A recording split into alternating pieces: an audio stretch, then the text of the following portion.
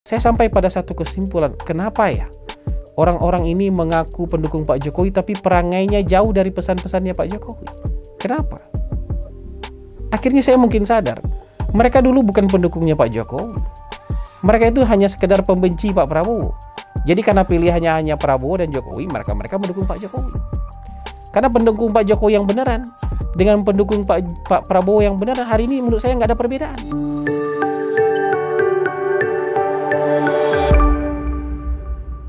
Baik, Assalamualaikum warahmatullahi wabarakatuh. Kita berjumpa lagi dalam siaran mikrofon Hasan Nasbi. Dan sekarang sudah masuk ke episode 146. Dan ya kemarin ada permintaan lah dari dari beberapa pemirsa yang bilang, Bang, analisisnya jangan lupa katanya. Jangan menampilkan caleg-caleg mulu katanya. Jadi tetap kasih dong analisis politik. Ya, jadi kali ini saya nggak ngasih analisis politik ya. Saya mau bercerita aja ya. Makanya saya kasih judul tema siaran kali ini dengan Jokowi Prabowo pernah bersengketa, tapi mereka punya cerita yang luar biasa. Nah, gitu. Jadi saya mau cerita lah ya, karena mumpung banyak orang yang akhir-akhir ini suka sekali melihat masa lalu. Suka sekali melihat masa lalu, tapi yang dilihat di masa lalu itu luka. Yang dilihat di masa lalu itu cerita buruk. Untuk dikapitalisasi ulang hari ini agar muncul kebencian, agar muncul ketidaksukaan, agar bisa mendiskreditkan orang. Padahal itu kejadian masa lalu. Mereka tidak mau tahu bahwa orang bisa berubah. Orang hari ini bisa memperbaiki diri. Dan mereka tidak mau terima perbaikan diri itu. Mereka maunya orang tetap, kalau menurut mereka jelek di masa lalu, ya hari ini harus tetap jelek. Tanpa mereka sadari, perilaku jelek itu mereka sendiri yang lakukan hari ini. Menuding-nuding orang, menebar kebencian, memfitnah, bikin hoax, mengungkit-ungkit luka masa lalu sehingga orang nggak mau lagi bersatu, sehingga yang muncul hari ini kebencian lagi. Gitu. Bukan kompetisi ini kayak perkelahian jadinya. Ya, bukan balapan siapa yang jadi nomor satu, ini kayak perang hidup dan mati ini jadinya, kan gitu. Nah, mumpung lagi banyak orang yang suka mengungkit-ungkit masa lalu atau suka terperangkap di masa lalu, saya ingin juga membuat sebuah tayangan yang cerita ini saya tahu persis karena saya ada di dalam pusaran itu waktu itu. Saya tahu persis karena saya ada di sana, saya ada di pusaran itu pada waktu itu. Jadi saya memulai cerita sekitar mungkin tanggal 6 Maret 2012. Itu dilakukanlah sebuah fit and proper test di kantor DPP PDI Perjuangan, waktu itu masih ada di Lenteng Agung. Ada dua orang yang menjalani fit and proper test calon gubernur DKI pada waktu itu. Yang pertama itu Joko Widodo, Pak Jokowi, ya, waktu itu masih wali kota Solo. Kemudian yang kedua namanya Nono Sampono, mantan Danjen Marinir, ya. Kemudian pengen maju menjadi calon gubernur DKI. Nah, di hari yang sama saya juga ada di sana. Saya ada di sebuah ruangan lain di lantai 2 atau lantai 3, saya lupa. Sebuah acara yang dibuat oleh DPD PDI Perjuangan Jakarta. Waktu itu yang mengundang saya Pak Jarod Saiful Hidayat. Saya diminta presentasi hasil survei waktu itu bersama Indobarometer tentang peluang siapa yang paling mungkin untuk terpilih menjadi calon gubernur DKI tahun 2012. Waktu itu saya sudah menjadi promotor Pak Jokowi. Karena saya sudah jadi promotor Pak Jokowi dari Desember tahun 2011. Nah, walaupun acaranya bersamaan, di hari yang sama, di tempat yang sama, saya hari itu nggak ketemu dengan Pak Jokowi. Tapi malamnya, Pak Jokowi telepon saya. Pak Jokowi cerita bahwa beliau hanya menjalani fit and proper test selama 5 menit saja. Tanpa ada pertanyaan macam-macam. Yang ditanyakan itu cuma satu lah kira-kira. Intinya ini Jakarta, pilkadanya pasti mahal, Anda punya kemampuan nggak untuk itu? Gitu. Anda punya logistik nggak untuk itu? Pak Jokowi cuma jawab, iya saya mampu. Tapi kalau ditanya berapa, Pak Jokowi mampunya berapa, Pak Jokowi nggak mau jawab. Pak Jokowi cuma bilang ya ada. mampu. Gitu. Sementara kandidat yang lain itu menjalani fit and proper test itu mungkin 1 jam lebih. Nono Sampono itu menjalani fit and proper test 1 jam, 1 jam lebih. Pak Jokowi waktu itu merasa, oh kok ya fit and proper test yang dia jalani itu kayak semacam terpaksa aja gitu ya, ogah-ogahan aja gitu. Karena yang ditanya cuman punya kemampuan berapa, karena pilkada di DKI pasti mahal.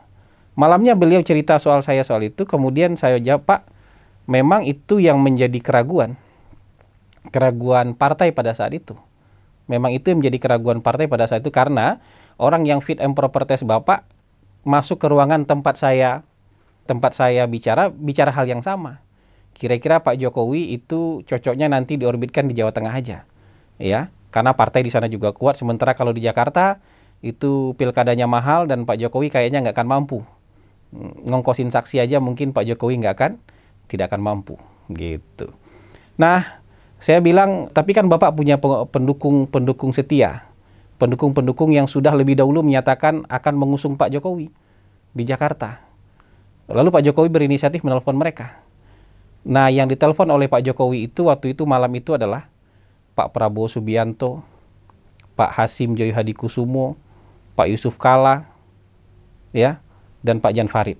Begitu menurut cerita Pak Jokowi. Dan Pak Jokowi setelah menelpon mereka kembali teleponan dengan saya menyatakan bahwa orang-orang ini komit mendukung Pak Jokowi. Ya walaupun misalnya PDI nanti nggak ngasih misalnya, tapi orang-orang ini komit untuk mendukung Pak Jokowi di Jakarta. Dan mereka akan berusaha untuk mendekati PDIP supaya mau mengusung Pak Jokowi di Jakarta. Orang yang paling ngotot untuk mengusung Pak Jokowi di Jakarta itu namanya Prabowo Subianto. Jadi Pak Prabowo itu waktu itu sangat kagum dengan cara Pak Jokowi mengelola Solo dan ingin cara-cara yang baik mengelola Solo itu kemudian dibuatkan di Jakarta supaya ada best practice cara mengelola kota di Indonesia. Ya, makanya Pak Prabowo itu ngotot sekali untuk mengusung Pak Jokowi di Jakarta. Dan jangan lupa yang menemukan nama Basuki Cahayapurnama, Ahok, dan ngotot menjadikan Ahok sebagai pasangan Jokowi itu juga Prabowo Subianto namanya. Kan secara logika itu waktu itu sangat berisiko mengusung seorang keturunan Tionghoa menjadi calon wakil gubernur Jakarta. Tapi Prabowo Subianto ngotot bahwa wakilnya harus Basuki Cahayapurnama. Jadi karena saya sudah mendukung Anda sebagai calon gubernur, dan saya ingin Basuki Cahayapurnama sebagai calon wakil gubernur, maka tugas Anda untuk meyakinkan PDIP bahwa calonnya harus Ahok. Begitu kira-kira omongan Pak Prabowo terhadap Pak Jokowi pada waktu itu. Itu tugas Pak Jokowi, untuk meyakinkan PDIP agar menerima Ahok. Karena Ahok juga ditolak. Ahok ini kecuali di Gerindra waktu itu ditolak oleh hampir semua pihak, karena berisiko menjadikan Ahok sebagai calon wakil gubernur pada saat itu. Ya tapi itu cerita pada saat itu. Akhirnya Gerindra dan PDI Perjuangan akhirnya sepakat mengusung Jokowi Ahok sebagai calon gubernur dan wakil gubernur tahun 2022. Nggak cuman sampai di sana. Dukungan yang diberikan oleh Prabowo itu all out. Lahir batin. Prabowo-nya sendiri turun ke lapangan. Jalan bersama Pak Jokowi, buatkan iklan di TV buat Pak Jokowi, ya kan?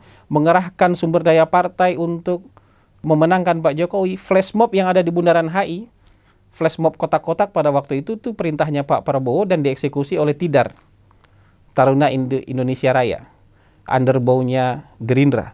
Saya juga terlibat pada saat itu untuk menjalankan flash mob itu. Jadi Pak Prabowo mengusung Pak Jokowi tidak hanya sekedar berikan tiket, tapi juga membantu lahir batin. Segala kesiapannya, ya itu juga dibantu oleh Pak Prabowo. Beberapa kali rapat di Mid Plaza itu dipimpin oleh Pak Prabowo. Ada Pak Jokowi, ada Ahok, ada saya. Jadi, tapi ini ada satu cerita lagi ya. Ini cerita yang out of context lah. Jadi beberapa kali itu ketika rapat di Mid Plaza itu, Pak Jokowi menghilang dari ruang rapat. Menghilang dari ruang rapat itu pas jam sholat. Dan saya menemukan paling sedikit dua kali saya menemukan Pak Jokowi lagi sholat zuhur atau sholat asar itu di pantry Mid Plaza, kantornya Pak Hasim. Jadi buat orang-orang yang orang yang suka menuduh Pak Jokowi macam-macam, suka menuduh Pak Jokowi anti-Islam, suka menuduh Pak Jokowi komunis, suka menuduh Pak Jokowi macam-macam lah yang nggak masuk akal. Saya mau katakan pada Anda, saya saksi sendiri bahwa Pak Jokowi itu sholatnya tepat waktu. Ya, saya berkali-kali jadi saksi Pak Jokowi sholatnya tepat waktu, bahkan dia sholat di pantry. Nah itu di luar konteks lah, di luar konteks lah. Jadi pada tahun 2012 itu kalau kita mau bercerita bahwa yang menemukan dan memaksa Jokowi Ahok untuk menjadi calon gubernur dan wakil gubernur itu namanya Prabowo Subianto. Dan kita, ya, kalau kita menulis sejarah ini kita harus berterima kasih nih. Kita ini kenal akhirnya dengan nama Joko Widodo. Kita kenal dengan namanya Basuki Cahayapurnama itu berkat peran besar Prabowo Subianto. Ya tapi cerita kemudian berputar. Roda berputar.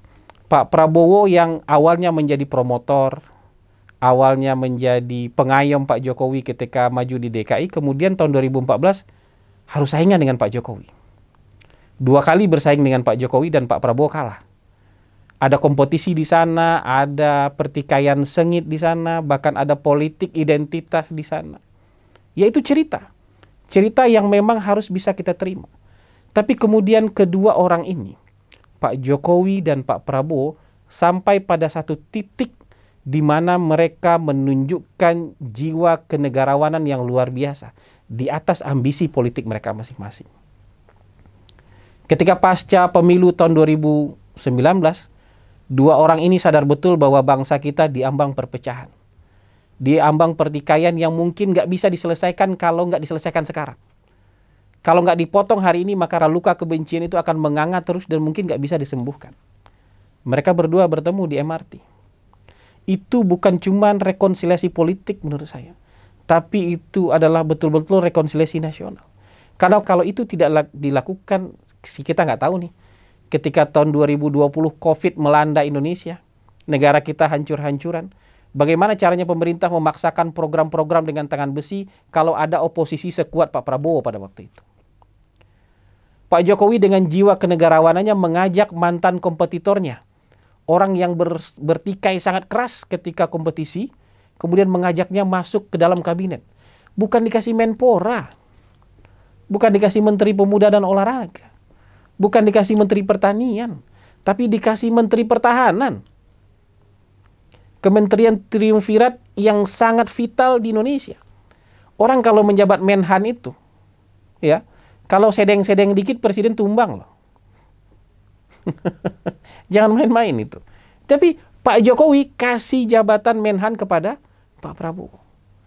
Prabowo Subianto menurunkan egonya sedemikian rupa. Dia akan dulu yang mempromosikan Pak Jokowi. Dia dulu yang mengayomi Pak Jokowi. Dia dulu yang membiayai dan membantu Pak Jokowi kita di DKI. Kemudian menjadi kompetitor. Kemudian bersedia menjadi bawahannya Pak Jokowi. Buat saya itu bukan rekonsiliasi politik itu. Itu rekonsiliasi bangsa itu. Rekonsiliasi nasional itu. Ya, mereka kemudian menjadi simbol persatuan nasional. Suatu saat saya yakin di masa yang akan datang event itu, peristiwa itu akan dicatat sebagai event persatuan nasional. Akan dijadikan hari bersejarah.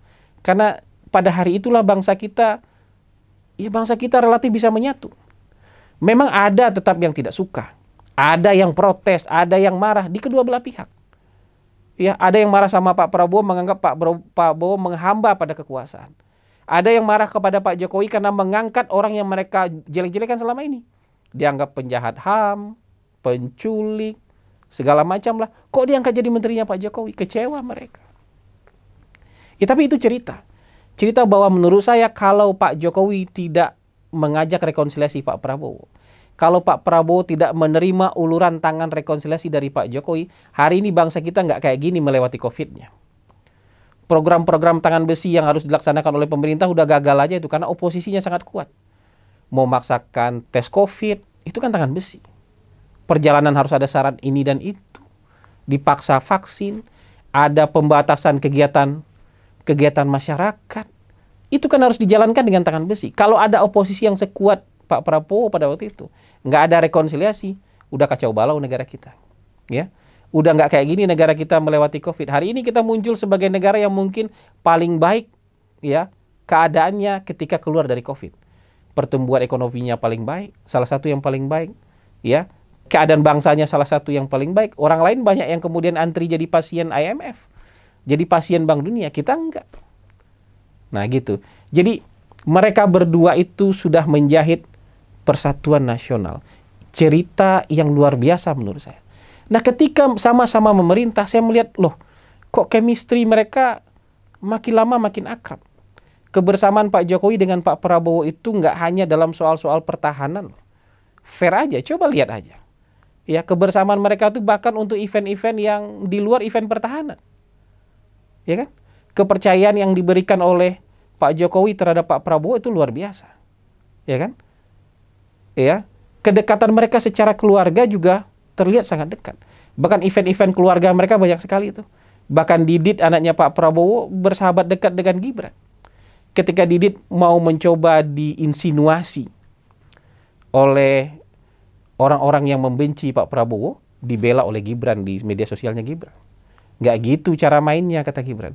Saya bersahabat baik dengan dia dan dia orang baik dan orang berprestasi. Kedekatan yang luar biasa. Ini yang mungkin tidak dipahami oleh banyak orang, bahwa roda itu berputar. Ya, perasaan itu bisa berubah. Dulu sangat dekat, kemudian bersengketa. Hari ini sangat dekat kembali. Nah, orang-orang seperti ini kan punya cerita. Ketika Pak Prabowo dengan Pak Jokowi bersama, mereka punya memori yang luar biasa.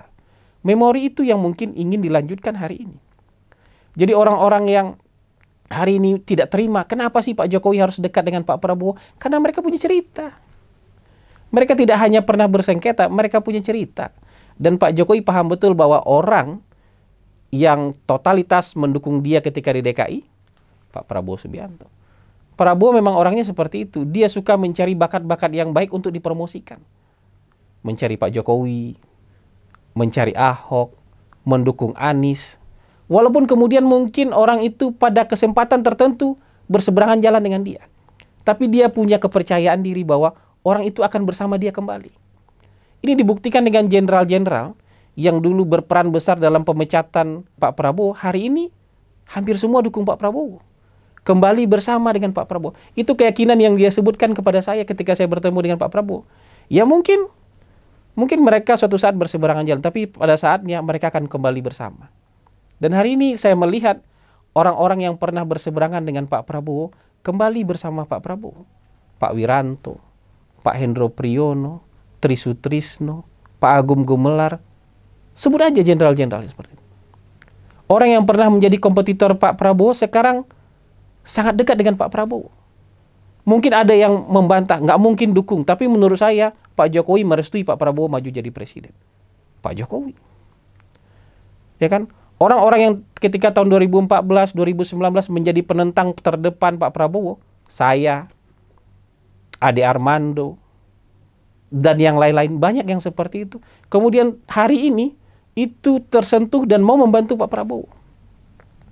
Jadi menurut saya, memang cerita zaman itu berubah. Dan tentu ada aja yang tidak suka dengan kedekatan Pak Jokowi dengan Pak Prabowo. Cerita di antara mereka tentu ada saja yang tidak suka. Tentu saja ada yang tetap denial. Nggak mungkin Pak Jokowi mendukung Pak Prabowo, tetap aja yang denial. Bahkan mereka bilang baliho-baliho yang dipasang itu tanpa izin. Sekarang coba pakai logika. Kalau baliho itu tanpa izin Pak Jokowi, tanpa izin Gibran, hilang nggak baliho itu? Kan itu yang dipasang muka orang paling berkuasa di Republik ini. Kalau mereka nggak suka, udah turun itu baliho. Tinggal menggeleng aja, itu sudah hilang itu baliho. Tapi kalau baliho itu ada sampai sekarang, itu artinya diizinkan. Ada juga yang bilang nih Prabowo ini bisa-bisanya aja ngintil-ngintilin Pak Jokowi. Kemana Pak Jokowi pergi, dia ngikut. Kemana Pak Jokowi pergi, dia ngikut. Coba pakai logikanya. Dalam protokol kepresidenan nggak bisa ada orang ikut tanpa diajak presiden loh. Pas pampres itu galak loh. Mau menteri, mau siapapun, tapi kalau nggak ada di daftar yang ikut presiden, nggak boleh nempel sama presiden. Nggak boleh ikut dalam rombongan presiden. Jadi kalau ada Pak Prabowo di samping Pak Jokowi, itu pasti Pak Jokowi yang ngajak. Kenapa? Karena nggak mungkin ngintil-ngintilin presiden. Di mana rumusnya ngintilin presiden kan kayak gitu. Nah, itu menurut saya logika-logika yang harus diluruskan. Jadi buat saya sekarang, buat banyak teman-teman saya, teman-teman yang dulu satu barisan dan seperjuangan sama saya, yang hari ini tiba-tiba konsisten sekali menggembar-gemborkan kebencian. Kebencian masa lalu. Dulu kan Prabowo dan pendukungnya melakukan ini. Iya, mungkin dulu Prabowo dan pendukungnya melakukan itu. Tapi hari ini Anda yang melakukan itu. Pak Jokowi berkali-kali jangan tebar fitnah, jangan umbar kebencian, jaga persatuan. Tapi orang-orang ini yang mengaku pendukung Pak Jokowi tidak melakukan itu. Saya sampai pada satu kesimpulan, kenapa ya? Orang-orang ini mengaku pendukung Pak Jokowi tapi perangainya jauh dari pesan-pesannya Pak Jokowi. Kenapa? Akhirnya saya mungkin sadar, mereka dulu bukan pendukungnya Pak Jokowi. Mereka itu hanya sekedar pembenci Pak Prabowo. Jadi karena pilihannya hanya Prabowo dan Jokowi, mereka mendukung Pak Jokowi. Karena pendukung Pak Jokowi yang beneran dengan pendukung Pak Prabowo yang beneran, hari ini menurut saya nggak ada perbedaan. Cara mereka menyampaikan pendapat, cara mereka berkampanye, cara mereka memperlakukan lawan politik, nggak ada perbedaan. Sama-sama santun, sama-sama tenang, woles, dan nggak mau mendiskreditkan orang, apalagi melakukan penebaran kebencian, fitnah, yang kemudian mengoyak kembali luka yang sudah dijahit oleh Pak Jokowi dan Pak Prabowo di tahun 2019. Mungkin itu saja ya yang bisa kita bahas. Semoga cerita ini ada manfaatnya. Jadi kalau saya tuh lebih suka melihat cerita ke belakang itu untuk pelajaran, bukan untuk mengumbar kebencian. Terima kasih. Wabillahi taufik wal hidayah. Wallahu muwafiq ila aqwamit thariq. Wassalamualaikum warahmatullahi wabarakatuh.